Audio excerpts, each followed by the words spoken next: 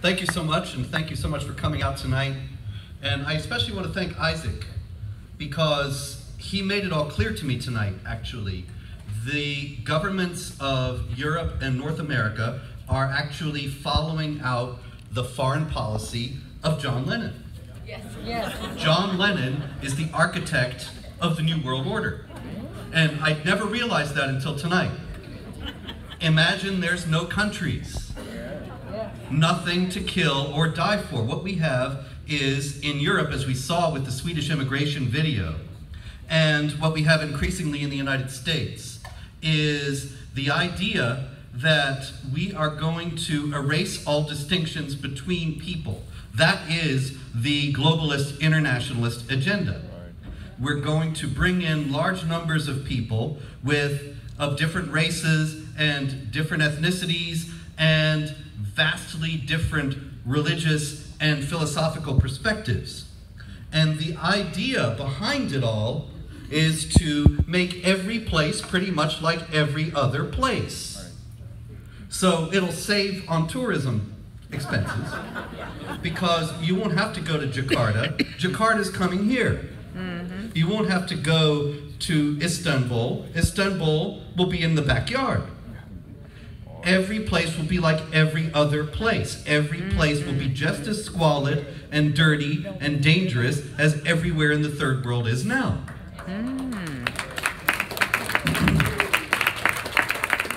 And then there'll be nothing to kill or die for. Because what's the point? What, you're going to conquer Europe? Why? It's the same as where you are. What's the big deal? And so, everywhere there will be peace. It's the John Lennon philosophy for world peace. And I never realized that John Lennon is the towering philosopher of our age until tonight. But this is, in all seriousness, the guiding philosophy of the governments of Europe, and the governments of Europe, as well as the government of Canada, and certainly large segments of the government of the United States. But there is serious pushback now. And the Leninists, as it were, are fighting tenaciously to stay in power.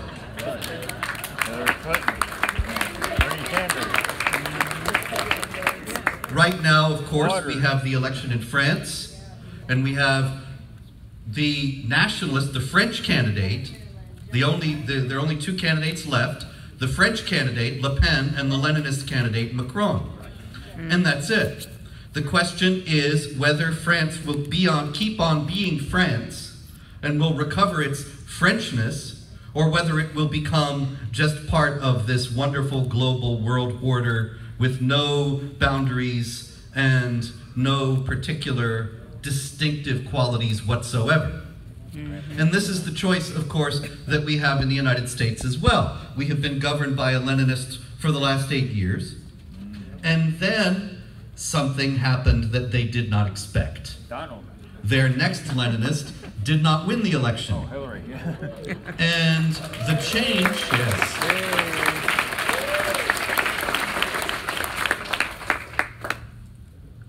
Pardon the Rubio moment. The change is remarkable.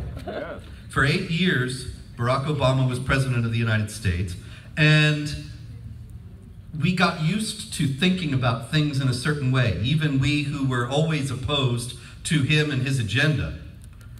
You can't help, if you're a fish in the fishbowl, to breathe in the water that's all around. And we did. But then Donald Trump became president. It reminds me of the parable of Plato's Cave. Has anybody read Plato's Republic lately? Really nice. I haven't either. But I did remember this from college, that there's the parable of the cave. And the parable of the cave is a group of people, and they live in a cave. They can't get out. They're chained up in there, and they are facing away from the light, so all they can see are shadows on the wall. And since that's all they can see, and they just sit there all day, they are very interested in the shadows on the wall. And they study them, they catalog them, they know all about the shadows on the wall. That is, as far as they're concerned, reality.